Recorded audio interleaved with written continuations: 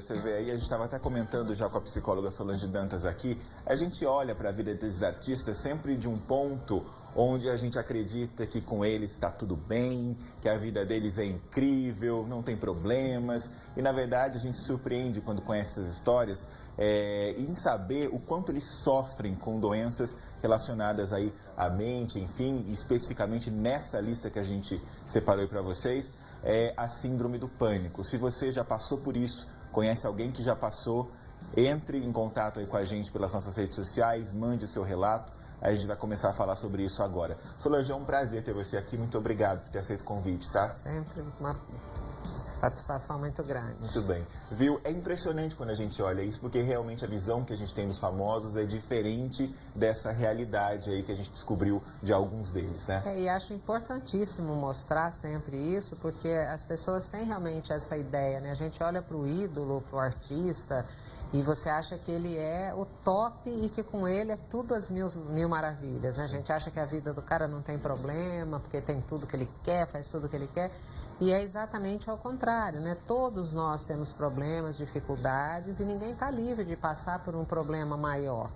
E hoje a vida corrida que a gente leva tem gerado pessoas ansiosas demais. É comum você ver até crianças, às vezes até pelo excesso de tarefa, de responsabilidade que já é desde pequeno atribuído a eles, e já é uma geração mais ansiosa. Aliás, bom começar a falar disso.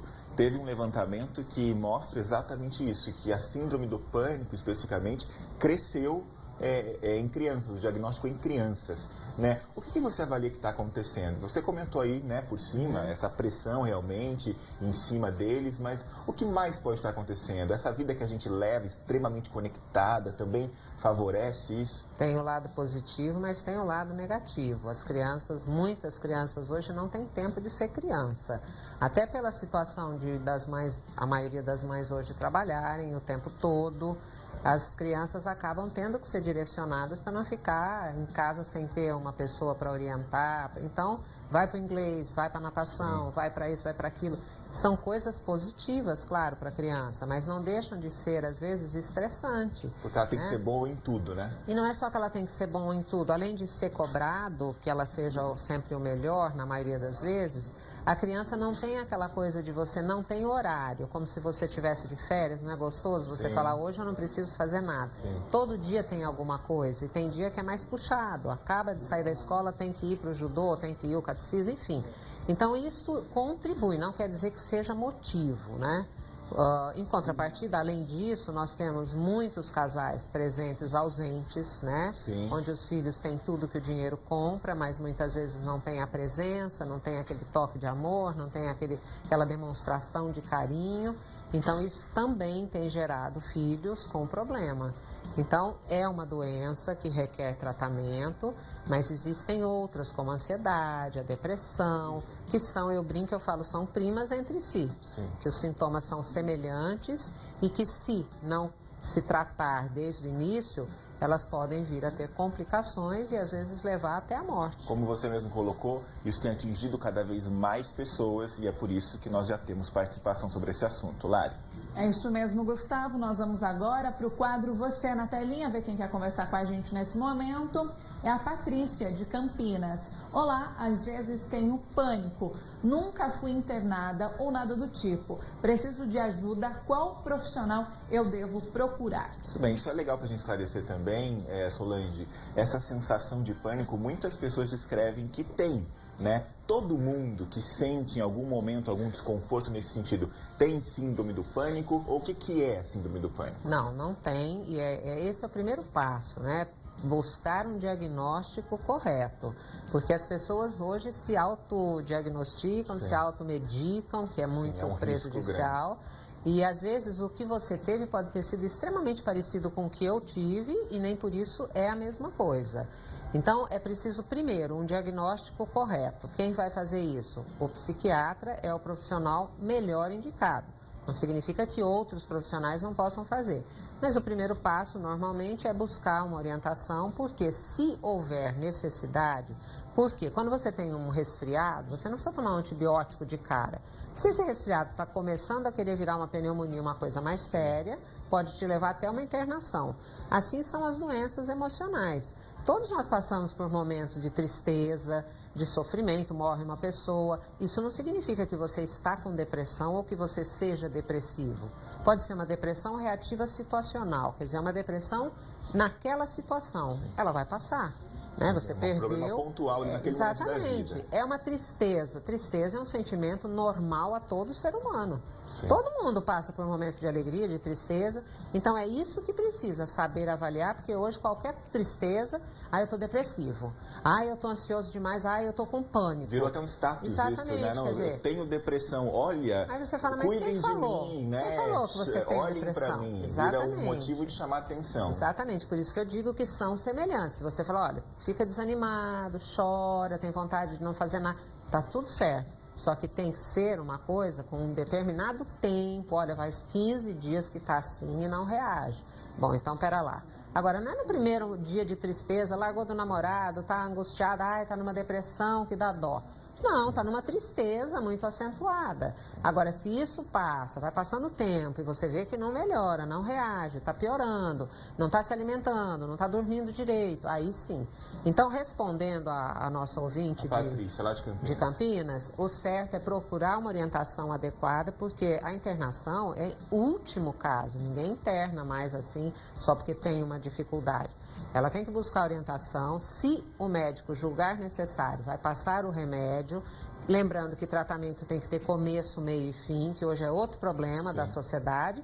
A juventude anda com remédio na bolsa, não remédio sai. Remédio para acordar, remédio para dormir, remédio para se estimular. Eu tenho que... não posso ir para lugar nenhum sem meu remedinho, porque senão... Então, assim, toma remédio sem limite, sem controle, chega uma hora que o organismo não reage mais, não faz mais efeito. Outra questão, Solange, a gente colocou aqui das pessoas que acabam usando, né, infelizmente, esse motivo aí, para chamar a atenção. Isso acontece. Mas acontece também o inverso, né, da pessoa dizer, olha, eu estou passando por essa situação, eu estou muito depressivo, isso está me deixando muito mal, e as pessoas acharem que isso é frescura, né? Diminuírem esse sentimento, essa doença. Qual que é o papel, então, de quem está em volta também, né? Em olhar isso com mais carinho e conseguir perceber que aquela pessoa realmente está sofrendo muito, precisa de ajuda? O primeiro passo é as pessoas lembrarem que a gente precisa ter o lado humano, que muita gente não tem. Muita gente acha que não tem tempo, às vezes está do seu lado e você não percebe, trabalha com a pessoa e você não consegue enxergar que aquela pessoa está triste já faz dias, que deve estar passando por alguma dificuldade. Então, a pessoa não tem obrigação de saber como lidar, porque tem gente que fala, pelo amor de Deus, a pessoa só reclama, só chora, eu não sei o que fazer, não aguento ficar junto, porque isso pega, contamina. Não, eu sei que não é fácil, se a pessoa não tem o preparo, não é fácil você conviver, às vezes, com a pessoa só se lamentando, só reclamando. Então, é por isso que precisa ajudar, encaminhando, direcionando para algum lugar. O ideal é que essa pessoa busque um tratamento correto. Não adianta tomar remédio a vida inteira. Ela precisa tomar o remédio quando necessário, mas ela precisa fazer uma psicoterapia, ela precisa participar de um grupo de apoio. Não tem desculpa, não tenho dinheiro para pagar. Existe sempre na rede pública, existem grupos de apoio, existem faculdades que têm o curso e têm os estagiários já na fase de se formar. Enfim, tem que buscar e aceitar ajuda, porque também a gente não consegue ajudar quem não aceita essa ajuda. Agora, uma coisa importante, a gente falou aqui, né, que tem crescido os diagnósticos de síndrome do pânico em crianças. Isso envolve depressão também. Agora, acontece no outro extremo, né, Solange? Os idosos também muitas vezes acabam tendo problemas sérios com a depressão. Por que você acredita que nessas fases da vida isso tem acontecido com mais frequência? Olha, as pessoas hoje estão vivendo muito mais. E existem muitos idosos que a gente tem pena, porque eles só vivem, só sobrevivem, mas eles não têm mais o afeto, a atenção, eles se sentem um estorvo para a família. Então, faltou o sentido de vida, você está com o organismo aberto para você adquirir qualquer tipo de problema. E a depressão, a angústia, a ansiedade, a solidão mata. Você pode estar morando no meio de uma família cheia de gente e você se sentir extremamente sozinho, porque cada um na sua, cada um com o seu celular, cada um... E a pessoa sente que ela está ali só. mas ela não faz parte daquele contexto. E é curioso isso, porque a idade avançada, ela chega também acompanhada muitas vezes de algumas doenças, né? Então a pessoa se sente um estorvo porque está dando trabalho para a família, ela perde a mobilidade muitas vezes, ela era uma pessoa ativa, né? Isso acontece muito. Imagina um idoso que foi um jovem, um adulto extremamente ativo, de repente ele se vê numa cama, dependendo de enfermeiro, da família, enfim, a gente sabe a condição dessas famílias, né? E ele se sente realmente muito solitário e sem poder fazer nada. Isso deve ser realmente muito difícil de lidar, né? Isso é difícil, mas é por isso que a gente fala que é importante estar sempre divulgando, tal, porque hoje existe, como as pessoas estão vivendo muito mais, hoje existem alternativas para essas pessoas estarem sendo incluídas, né, no seio da sociedade. Existem os grupos de terceira idade, existem grupos de apoio, existem nas igrejas. Agora, as pessoas, a gente chama sempre atenção, porque aquela pessoa que é chata, que é negativa, desde jovem, se ela não se tratar, ela vai ficar uma pessoa insuportável lá na frente, Sim. porque a tendência é piorar. Sim. E aí é aquela pessoa que ninguém consegue ajudar. Então, por isso que muitas vezes as pessoas acabam até meio que desistindo.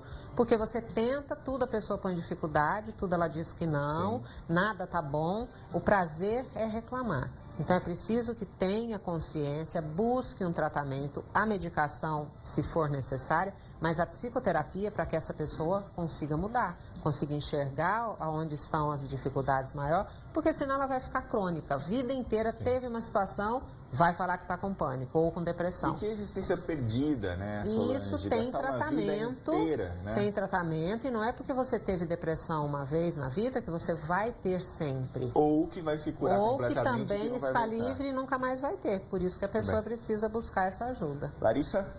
Nós temos mais 2 perguntas, por isso nós vamos agora para o quadro Você na Telinha. A Graça de Salvador, na Bahia. Eu tenho passado por uma luta na família.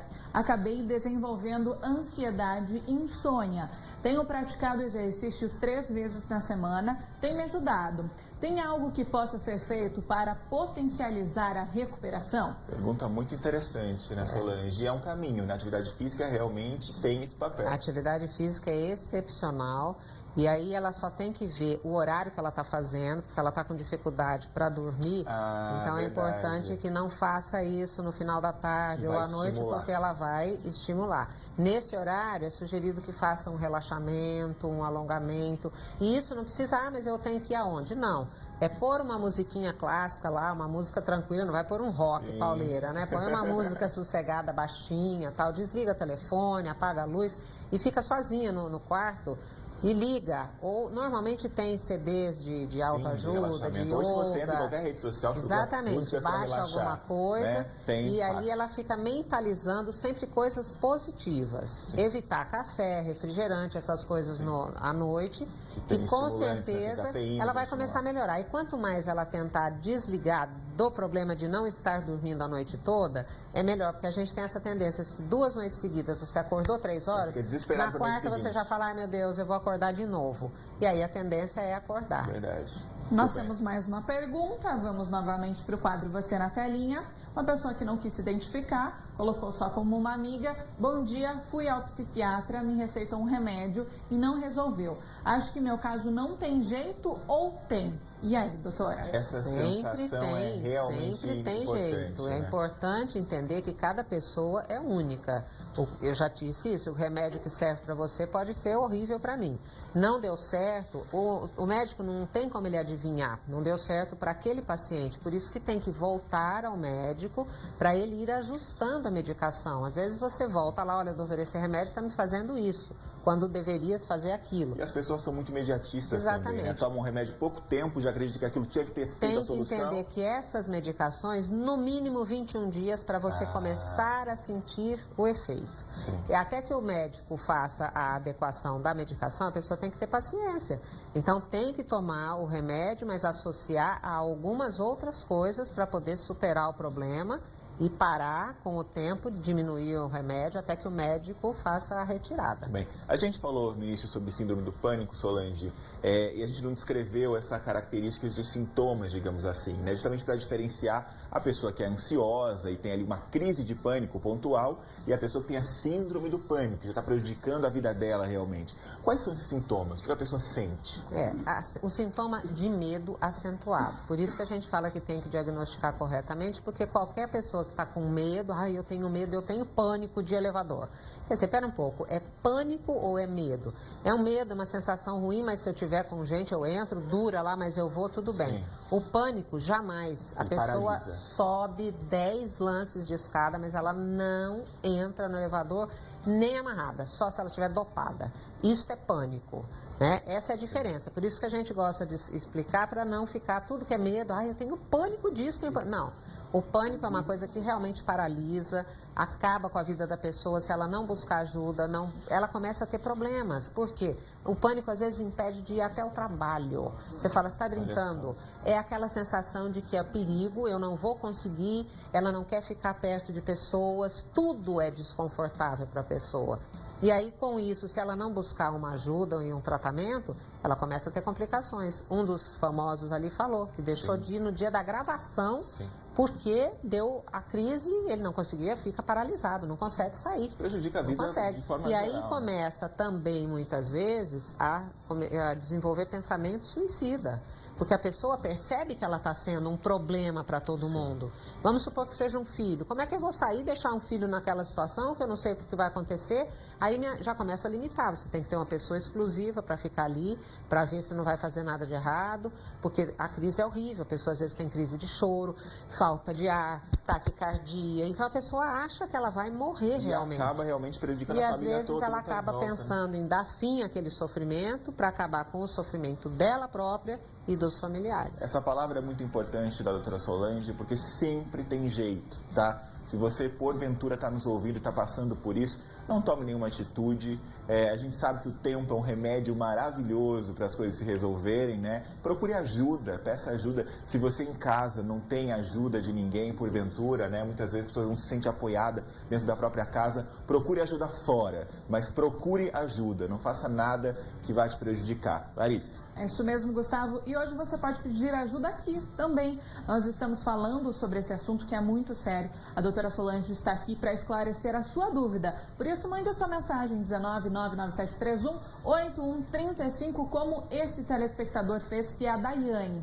Fiquei um tempo com crises de pânico de entrar em casa por causa das brigas com meu marido e ficou cada vez pior. Hoje faço tratamento. Não tá fácil. Enfrentar a crise ajuda? É sempre necessário enfrentar a crise.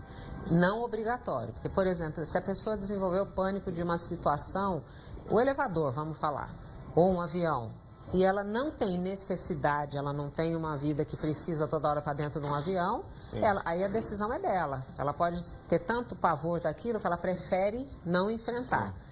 Não tem necessidade, a vida dela segue desde que ela faça um tratamento para que não desenvolva outro tipo de pânico. Porque o problema é esse. Se fosse tão simples assim, é só você não...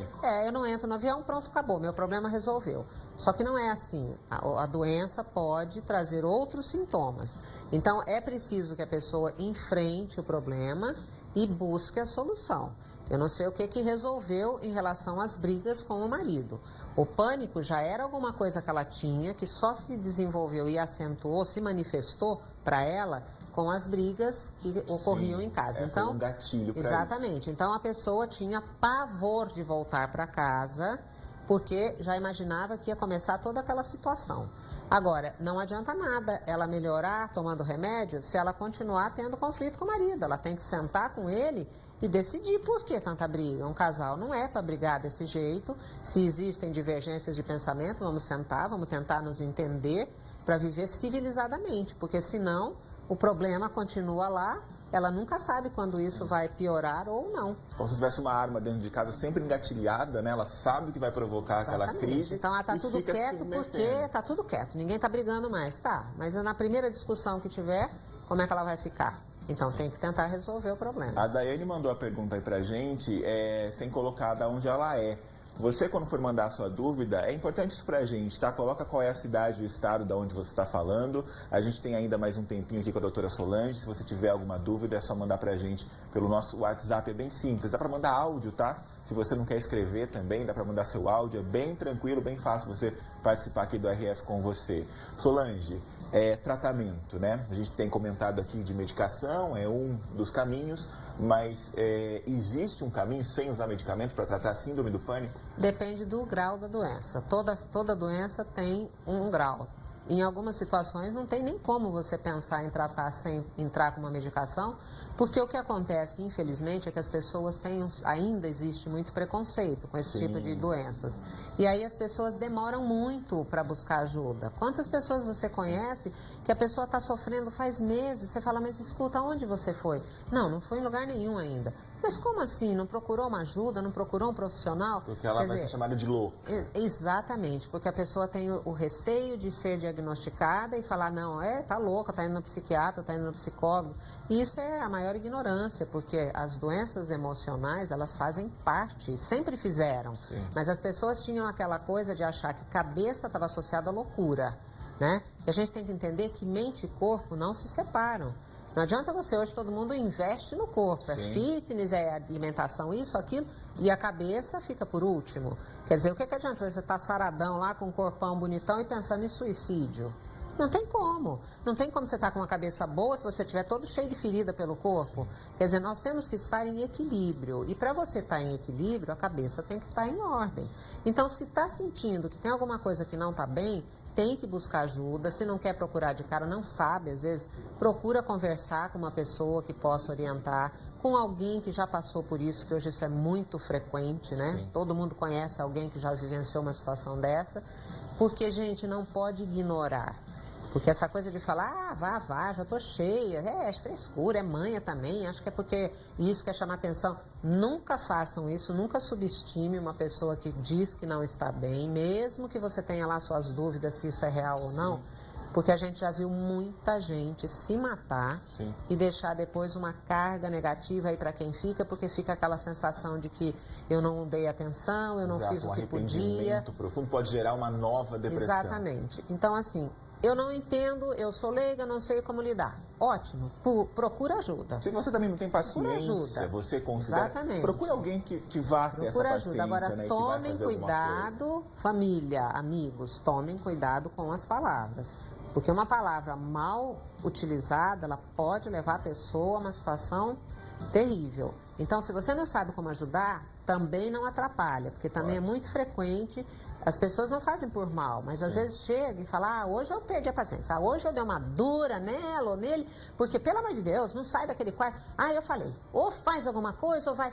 Quer dizer, gente, só piora, porque a pessoa já está se sentindo um lixo, ela não consegue reagir. E aí, de onde ela esperava uma palavra de apoio, de carinho, ela toma uma bordoada, ela só vai se fechar e piorar. Sim, a sensação de abandono e solidão aumenta e muito, isso é muito grave. Tem mais gente querendo conversar aqui com a doutora Solange. Temos mais 2 perguntas, vamos ver então quem são as pessoas. É o Pierotti de Teresina. Tive síndrome do pânico durante os 6 anos e nunca mais fui a mesma pessoa. Às vezes falta coragem nas tarefas de casa, não ligo muito para a vida. Tomei remédios 4 anos. Preciso de ajuda? O que a doutora acha? Sempre precisa. Se não tá bom, é porque precisa. E não adianta a gente se acomodar, porque isso acontece com frequência. Eu tive há 6 anos, nunca mais fui a mesma pessoa, mas estou empurrando a vida. Não.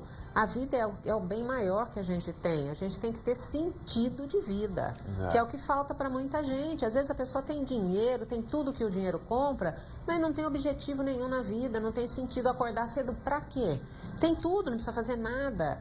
Então, as pessoas têm que buscar sentido de vida. Se ele nunca mais foi a mesma pessoa, não tem nada a ver com o pânico. O pânico pode ter deixado uma sensação de medo, então aquela insegurança, ai meu Deus, e se isso voltar? Porque só quem teve sabe o quanto é ruim. Não, ele tem que agradecer sempre a Deus por ter superado e buscar ajuda. O que é buscar ajuda? Vai ajudar outras pessoas, né? De repente eu posso usar o meu sofrimento para ajudar quem está passando por aquilo. Eu tenho vários grupos de apoio, eu falo isso sempre. Se todo mundo que buscou ajuda resolveu o problema some, Como é que nós vamos ajudar outras pessoas que estão chegando? Então a pessoa se sente útil porque ela sabe que ela está ajudando. Sim. E ela encontra o sentido de vida. Ele tem que encontrar um sentido de vida. Não sei fazendo o quê e nem como, porque isso aí é pessoal. De repente ele vai para uma comunidade, ele vai desenvolver um projeto, ele vai ajudar e ele encontra sentido de vida nisso. Com certeza ele vai melhorar. Ok. Nós temos mais 2 perguntinhas, Gustavo. São curtinhas, por isso eu já vou fazer então na sequência. É o Teodoro. Doutora, como uma pessoa no surto consegue aliviar seu grau de pânico? Vamos para a segunda. A Reijane, desculpa. Síndrome do pânico tem cura ou não? E aí, Solange? Vamos lá. A primeira pergunta. Quando a pessoa está na crise, como qualquer situação, você está às vezes esperando para ser atendido, está sentindo que você está extremamente ansioso, nada melhor do que a respiração. Respirar, a gente respira onde a gente está. Então, vamos dizer, você está na sala de espera para ser entrevistado, para um emprego, está ansioso, sente que está começando a dar disparo no coração, a mão suando, seja o pânico, o que for. Pega uma revista, um jornal, coloca na sua frente, que é para o outro que está na sua frente não começar a falar o que aquele lá está fazendo. Exato, né? Isso acaba piorando. Exatamente, você perceber que você está sendo observado. Se você não tiver como ir para um lugar, um banheiro, um local onde você possa fazer isso, aonde você estiver dá para respirar. Pega uma revista, um jornal, coloca na frente e você faz a respiração profunda. Puxa o máximo que você puder e vai soltando bem devagarzinho. E enquanto isso, você só vai repetindo mentalmente para você. Já estou melhorando, vai passar, já está melhor. Só coisas positivas. Porque o que a gente faz quando está com dor, alguma coisa? Ai, meu Deus, ai, que dor. Ai, eu tô... Quer dizer, a gente só acentua, porque você fica potencializando aquilo que está ruim. Então, se a pessoa está mal e começa, ai meu Deus, estou passando mal, eu vou passar mal, eu vou desmaiar. Vai passar mal, vai desmaiar, vai piorar. Então, ao contrário, tente fazer o domínio da sua mente, respirando e mandando mensagens positivas. Devagarzinho você vai sentindo que vai melhorando. Essa é uma dica ótima, porque ela é prática, né? A gente gosta da doutora Solange justamente por isso. Né? É uma dica super prática, o que fazer numa crise de pânico. Isso é muito importante porque esse comportamento que a doutora comentou é o mais comum, né? Você potencializa a sua crise, você não tem essa ideia de bloquear aquela situação. E aí você, ai meu Deus, um remédio, água, aí vem água com açúcar, aí todo mundo fica olhando, quer dizer, você se sente pior ainda. Então, calma, respira, vai pensando e depois você faz o que tiver que fazer. Ah, não, eu tô sentindo, mas me... Não dá para ficar, não. Então levanta, fala qualquer coisa, volta no outro dia, mas dominar a situação. E a pergunta da outra, que é em relação a se tem cura ou não, meu pai, falecido pai, era psiquiatra, Dr. Dantas, e ele dizia sempre o seguinte: a medicina não cura quase nada. Minha mãe ficava brava com ele, falava, como é que você fala um negócio desse? Aí ele falava, vamos lá comigo. Diabetes tem cura? Não, tem controle. Quem tem problema de coração tem cura? Não, tem controle. E por aí ele ia. Então, não adianta a gente achar que, eu quero saber, é como uma doença de criança, deu sarampo uma vez, nunca mais vai dar? Não, não tem essa garantia para doença nenhuma, não é só para o pânico. Então, toda doença tem controle. E esse controle pode fazer com que nunca mais ela venha a ter. Teve uma vez na vida, não sabe por que veio, por que foi, nunca mais teve. Então, a cabeça, gente, é fundamental. Se você puser na sua cabeça coisas como essa, desse tipo, você vai conseguir dominar a situação. Tem cura, tem controle? Tem tratamento e tem controle. Se você se adequar a tudo isso, você vai prevenir uma nova crise. Você pode nunca mais vir a ter. Então, é a cabeça, por isso que eu insisto, busca uma terapia, busca uma orientação, vá conversar com pessoa que tem cabeça boa, não pessoa que fica só, eu também tive. Não tem nada pior do que você fala bom dia para uma pessoa, ela começa, porque me dói aqui, dói ali, porque hoje eu não consegui. Quer dizer, se você não estiver muito bem, estiver meio fragilizado, você puxa tudo aquilo para você, essa carga negativa. Então, é isso que a gente tem que, junto com o tratamento adequado, porque só remédio não faz milagre. Sim. Se remédio só resolvesse, o rico não tinha problema. É isso aí. Que bom te receber aqui, Solange. É sempre bom te ouvir falar. porque acho que no final das contas, essa sua mensagem, por tantos anos que a gente te entrevista em programas, em todos os lugares por onde a gente já passou, e é muito bom essa consistência do seu trabalho, essa coerência. Eu queria agradecer, realmente foi muito prazer te rever, tá? O convite já está feito para voltar outras vezes. Vamos marcar sim, com todo prazer. O RF com você vai fazer uma pausa agora, na sequência aquele momento da gente dar uma cutucadinha nas celebridades, mas de leve, tá? Vamos pegar leve hoje, que a gente tá calmo com a doutora Solange aqui. A gente volta já, não sai daí.